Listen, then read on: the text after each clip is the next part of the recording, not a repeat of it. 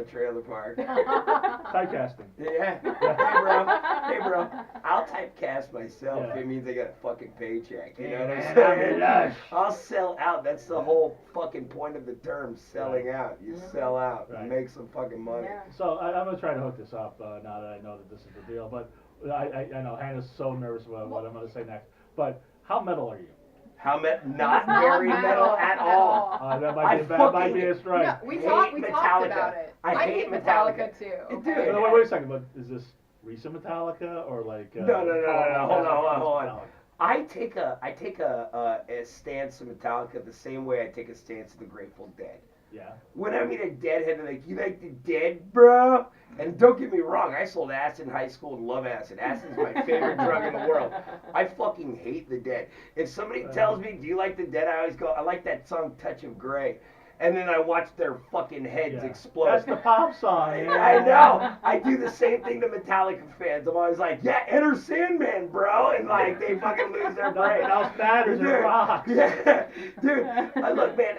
Yes, I do like metal, man, but I like an earlier form of metal. Okay, I was like super into like Leonard Skinner, and I was into Black Sabbath. All right. I was, but then again, bro, I've been seduced by bands like Steely Dan, dude, and Hall & Oates. Okay.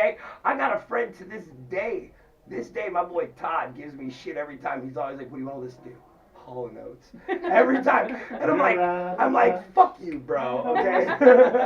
But the thing about the Grateful Dead, I remember when I was, I would see like album covers, and the album covers are cool. Yeah. They were like Iron Maiden album covers, Dude. like that kind of shit. And then you listen to it, it's like, it's bad country. It's horrible. Yeah. It's horrible. And then I've never seen it live. God, thank God. Yes. Okay, I'm sure everybody tripping on acid in the fucking field with naked bitches around that are like, just like gang rape me. You know, whatever they do it fucking, and then, you know, I'm sure you don't do that at Deadhead shows. I'm just teasing you motherfuckers, okay? Jesus Christ. Take a tab and chill the fuck out. Fucking, no, but like, I just never I never got into it. I never went to a show, you know, like I went to Burning Man once. That shit was cool. Yeah. You know, but I used to go to like raves in the 90s, back when ecstasy were double stacked Mitsus, and you fucking hid them in your extra phone battery. So you had the Jinko jeans and shit like that? Oh fuck yeah, dude! I was deep in the 90s. Now let me. Is it true? Did I read that you were you were on at the show House? I was as a rave bouncer. Yeah, dude, I really was. Actually, that's so funny. I was typecast in my first fucking goddamn thing. How'd you get that? Well, They saw you at the rave, or what? All right. Side note. Let me get the check down. All right, side note. So, when I was like 19 years old, okay, I was working at Johnny Rockets on 3rd Street Promenade. I grew up in Santa Monica, okay? Right. My family's originally from the Valley, but I like, you know, I was like Gabriel Contreras from the original 90210. Like, I was bussed in from Pacoima. How long is that bus ride? It was, well, actually, no, I wasn't busted. My parents drove me at like 5:30 in the morning.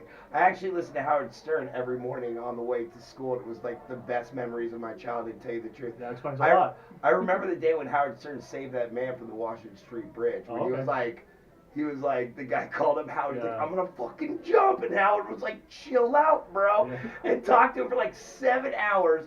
Talked this dude off. Dude, it's a fucking incredible episode. Cool, I was like 12 years old, maybe 14. I don't know. I suck at math, but still, like, I remember like doing it, and it was so funny because the next day he was so full of himself over it. It was so fucking funny. He was like, "Hey, Robin, you know that song Bette Miller did, fucking The Wind Beneath My Wings? She wrote that about me." It was pretty fucking funny. I thought it was hilarious. I mean, I was 12 years old, you know.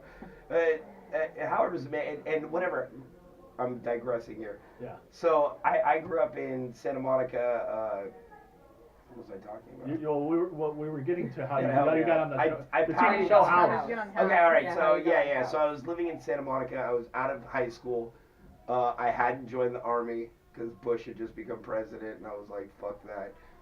And which I really regret. I should have done that. Okay, but still. Really? Yeah, absolutely, man. Like 6,000 people died in both Iraqi wars. You know how many people die every day in America? 6,000. America kills the same amount of people that were killed in those American soldiers. Either way, you get an education out of it. You get like, I just would have liked to have that bargaining chip too in comedy. You know what I'm saying? Like, I can't talk about the military because I never served, but I definitely have viewpoints on it, and I wish I had tortured myself for a couple of years and gotten all the positive stuff that comes along with it, just so I could talk shit back. But I know my place. I never served. You Okay, know? so if you serve, But don't get me wrong. Fuck the military. Well, no. Fuck restaurants. I served in restaurants, okay, Oh. which is the lowliest of all things. At least you got I've to done roll that. around in tanks and shoot people. I had to take people's shit. You think Johnny Rockets is bad? Oh, dude. When I was in college, I worked at Denny's.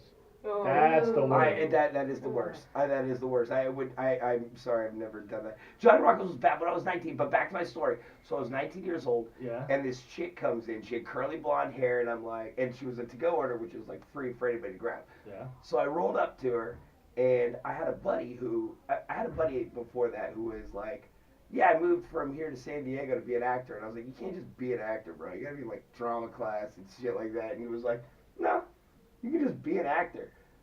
And that got me thinking. So I was like in college at the time. I was up at SMUC. I was doing my 13th and 14th grade. And I started taking some acting classes, and they were fun. You know, just like the improv classes we had to walk through to get here. Right.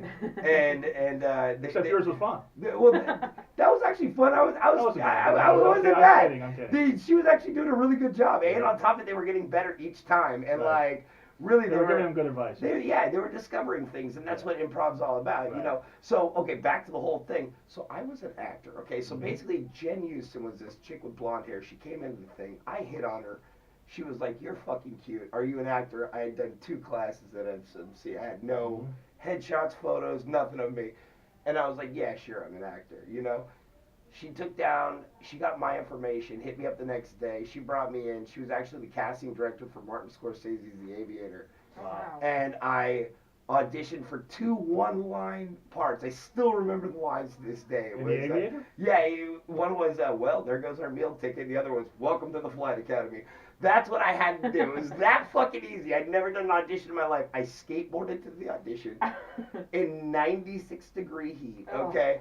In a pair of Adidas, like, tearaway black, like, old 90s style, and a fucking, like, tight-ass shirt that said Sublime LBC. Like, dude, I could not have been... Nothing says Howard Hughes. Yeah. Like I Sublime shirt I and had sweatpants. no fucking clue. I go in that audition, my legs are fucking shaking.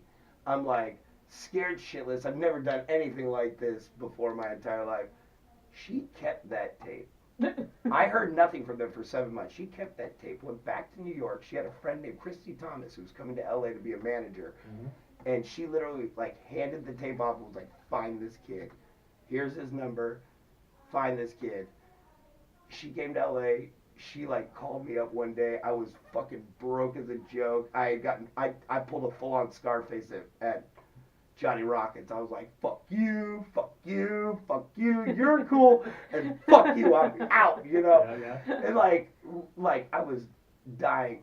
They brought me to their office. I kind of just told them my life story, and we smoked a bunch of pot together, and they like signed me on the spot, and it's like A Star Is Born. Pretty much, yeah. Except my voice is way better than Lady Gaga's. I know it's a bold statement. I do that on podcasts. So then they're like trying to create controversy, you know. So then they saw the sweatpants and they said he's the door guy at the rave. I didn't know House went to a rave. No. So that was just how I became an actor. Okay. I actually went in and auditioned for that. I nailed that fucking audition from the wall, dude. Nice. I went in there and fucking just. Boom, hit it. I even remember like walking out like I was just like, that's how you do it, motherfucker. How method did you get though? Were you on ecstasy or what? No. I do actually the lines were completely different from what I was doing. I got brand new lines. I didn't even know I was the door guy. I just did like another audition. I don't even remember what it was. Oh, okay. I really don't. That's how it works in the industry. Like the audition, you go in and you nail the audition, and they're like, all right, check it out. I know you worked really hard on those like 7 lines. But here's 7 more. You got 20 minutes. Let's make it happen. You're a professional. You make do. You make do. You know, you got the crew going for a certain amount of time. They're going to shoot you in that time. You make it happen, and what comes out comes out. Well, Dakota knows all about it. Oh yeah, I know. I did an art film a couple of years ago, and they told me that I was going to get 3 pages of lines. and it was all